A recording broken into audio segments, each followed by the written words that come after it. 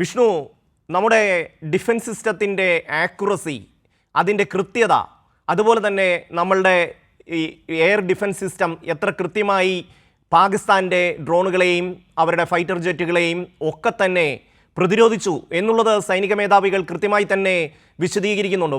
China കൊടുത്ത മിസൈലുകൾ ഒരെണ്ണത്തിന് പോലും അവരുടെ ടാർഗറ്റ്, ഇന്ത്യയിലെ ടാർഗറ്റിലേക്ക് എത്താൻ കഴിഞ്ഞില്ല. അതിനു മുമ്പ് നമുക്ക് അവയെ തകർക്കാൻ കഴിഞ്ഞു എന്നുള്ളതാണ് സൈനിക മേധാവികൾ പറയുന്നത്.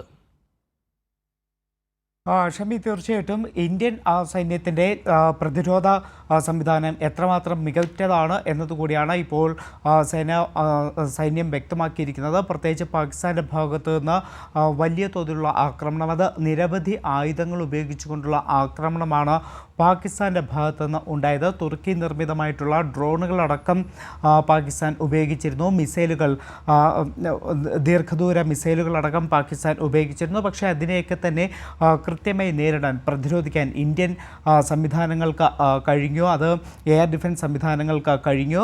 അത്തരത്തിൽ ഇതിനെയൊക്കെ തന്നെ പ്രതിരോധിക്കുമ്പോൾ പോലും ഇന്ത്യയുടെ ഫയർവാളിനോ അല്ലെങ്കിൽ എയർ ഫീൽഡിനോ ഒരു തരത്തിലുള്ള കേടുപാടുകൾ പോലും സംഭവിച്ചില്ല. തകർക്കാൻ പാകിസ്ഥാന് കഴിയാതെ പോകുന്നു. അത്രത്തോളം ശക്തമായി തന്നെയാണ് ഇന്ത്യയുടെ ഒരു പ്രതിരോധ സംവിധാനം കഴിഞ്ഞ ദിവസങ്ങളിൽ പ്രവർത്തിച്ചത് എന്നതാണ് സൈന്യം വ്യക്തമാക്കുന്നത്. അതോടൊപ്പം തന്നെയാണ് തദ്ദേശീയമായി വികസിപ്പിച്ചിട്ടുള്ള ആകാശ സംവിധാനവും അത് വളരെ ഫലപ്രദമായി തന്നെ ഈ പാകിസ്ഥാൻ്റെ ആക്രമണങ്ങളെ ചെറുക്കാൻ ഉപയോഗിച്ചു എന്നതുകൂടിയാണ് ഇപ്പോൾ സംയുക്ത വാർത്താ സമ്മേളനത്തിൽ സേനാ വിഭാഗം വ്യക്തമാക്കുന്നത്.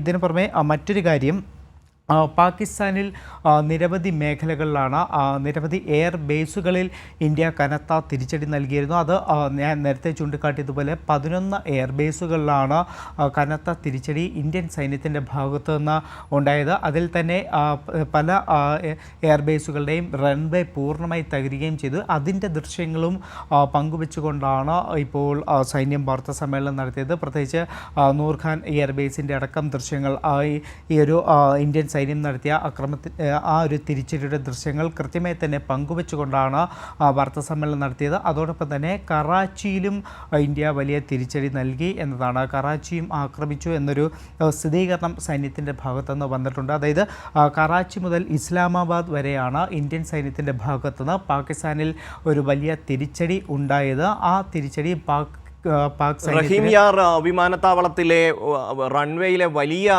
കുഴിയുടെ വലിയ ഒരു ഗർത്തം രൂപപ്പെട്ടിരിക്കുന്നതിൻ്റെ ദൃശ്യങ്ങളടക്കമാണ് സൈനിക മേധാവികൾ വാർത്താ സമ്മേളനം നടത്തിയത്. ഇന്ത്യയുടെ ആക്രമണം ഭീകരവാദികൾക്കെതിരാണ്, ഭീകര പരിശീലന കേന്ദ്രങ്ങൾക്കെതിരാണ്, മറിച്ച് പാകിസ്ഥാൻ സൈന്യത്തിനോ അവിടുത്തെ ജനങ്ങൾക്കോ എതിരല്ല. വളരെ കൃത്യമായ ഒരു സന്ദേശം കൂടി ഇപ്പോൾ പാകിസ്ഥാന് നൽകിയിരിക്കുന്നു. അതിർത്തിക്കപ്പുറം നിങ്ങൾ ഇനിയും ഭീകരവാദ പരിശീലന കേന്ദ്രങ്ങൾ തുടരാനാണ് ഭാവമെങ്കിൽ ഓപ്പറേഷൻ സിന്ദൂർ തുടരുക തന്നെ ചെയ്യും. അത്തരം ഭീകരവാദ കേന്ദ്രങ്ങൾ ആക്രമിച്ചില്ലാതാക്കും എന്നുള്ള വളരെ കൃത്യമായ സന്ദേശമാണ് പാകിസ്ഥാന് നൽകിയിരിക്കുന്നത് എന്നുള്ളതാണ് ഇന്ത്യൻ സൈനിക ഡയറക്ടർ ജനറൽ ഓഫ് ഓപ്പറേഷൻസ് 3 സേനകളുടെയും വ്യക്തമാക്കിയിരിക്കുന്നത്.